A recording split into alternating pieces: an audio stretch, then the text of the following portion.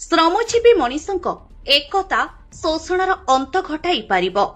ବିଶ୍ୱ ଶ୍ରମିକ ଦିବସ ସାଲିସ ବିହୀନ ଲଢ଼େଇର ମୂକ ସାକ୍ଷୀ। ସମଗ୍ର ବିଶ୍ୱରେ ଶ୍ରମିକ ସଂଗଠନମାନଙ୍କ ଦ୍ୱାରା ଉଡ଼ିଛି ଲାଲ ପତାକା।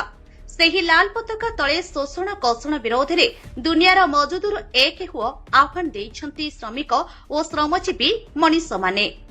ସମାନ ଭାବରେ ଜଳେଶ୍ୱରରେ ଥିବା ସମସ୍ତ ଗଣସଂଗଠନ ପୂର୍ବାହ୍ନରେ ଲାଲ ପତାକା ଉତ୍ତୋଳନ କରିବା ପରେ ଅପରାହ୍ନରେ ଶିକ୍ଷକ ଶ୍ରମିକ କର୍ମଚାରୀ ସମନ୍ୱୟ ସମିତି ଆନୁକୂଲ୍ୟରେ ଏକ ଆଲୋଚନା ଚକ୍ର ଅନୁଷ୍ଠିତ ହୋଇଯାଇଛି।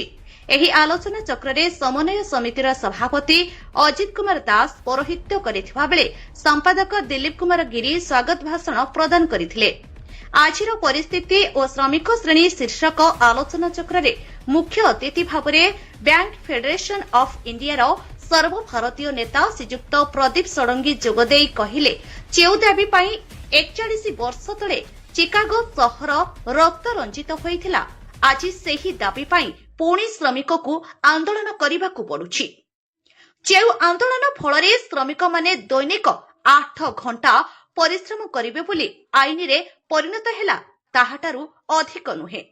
ସେହି ଆଇନକୁ ଅବମାନନା କରି କର୍ପୋରେଟରମାନେ 12 ଘଣ୍ଟାରୁ ଅଧିକ କାମ କରିବାକୁ ବାଧ୍ୟ କରୁଛନ୍ତି। ଏପରିକି ସରକାର ମଧ୍ୟ ସେହି ରାସ୍ତାରେ।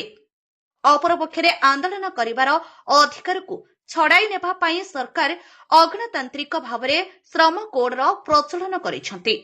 କେବଳ ଏତିକିରେ ସରକାର ଥମି ନ ଯାଇ ପୁଞ୍ଜିପତିମାନଙ୍କୁ ସୁହାଇଲା ଭଳି ଗୋଟିଏ ପରେ ଗୋଟିଏ ଆଇନ ଆଣୁଛନ୍ତି।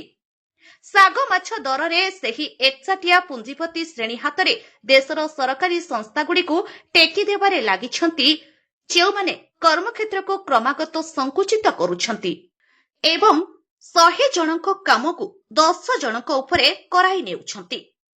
ଚାକିରି କେତେବେଳେ ଚାଲିଯାଉଛି ତାହା ଶ୍ରମିକଟି ଜାଣିପାରୁନାହିଁ। ଶ୍ରମିକ ଓ ଶ୍ରମଜୀବୀ ଶ୍ରେଣୀ ଉପରେ ଶ୍ରମ ଶୋଷଣର, ଚାକିରି ହରାଇବାର ଏବଂ ଗଣତାନ୍ତ୍ରିକ ଅଧିକାର ଅପୃତହର ଖଣ୍ଡା ଝୁଲୁଛି।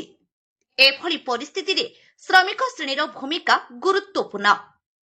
ସମସ୍ତ ଶ୍ରମଜୀବୀ ମଣିଷଙ୍କୁ ଏକତ୍ରିତ ହେବା ପାଇଁ ସେ ଆହ୍ୱାନ ଦେଇଥିଲେ। ସମନ୍ୱୟ ସମିତିର ଅନ୍ୟତମ ନେତା ରକ୍ତଦାତା ସଂଘର ଜିଲ୍ଲା ସଭାପତି କମଳ ଚକ୍ରବର୍ତ୍ତୀ ମଞ୍ଚ ଆହ୍ୱାନ କରିଥିବା ବେଳେ ଶିକ୍ଷକ ନେତା ମନୋରଞ୍ଜନ ଦାସ ସମସ୍ତଙ୍କୁ ଧନ୍ୟବାଦ ଦେଇଥିଲେ। ଏହି ଆଲୋଚନା ଚକ୍ରରେ ଜଳେଶ୍ୱରରେ ଥିବା ସମସ୍ତ ଶିକ୍ଷକ ସଂଗଠନ, ଅବସରପ୍ରାପ୍ତ କର୍ମଚାରୀ ସଂଘ, ବୀମା କର୍ମଚାରୀ ସଂଘ, ଆଶାକର୍ମୀ, ଅଙ୍ଗନବାଡି, ଗ୍ରାମୀଣ ଶ୍ରମିକ ସଂଘ, କୃଷକ ସଭା, କ୍ଷେତ ମଜଦୁର ୟୁନିୟନ, ଗଣତାନ୍ତ୍ରିକ ମହିଳା ସମିତି, ମ୍ୟୁନିସିପାଲିଟି ସଂଘ, ଅଟୋ ୟୁନିୟନ ଭଳି ବହୁ ସଂଗଠନ ଯୋଗ ଦେଇଥିଲେ।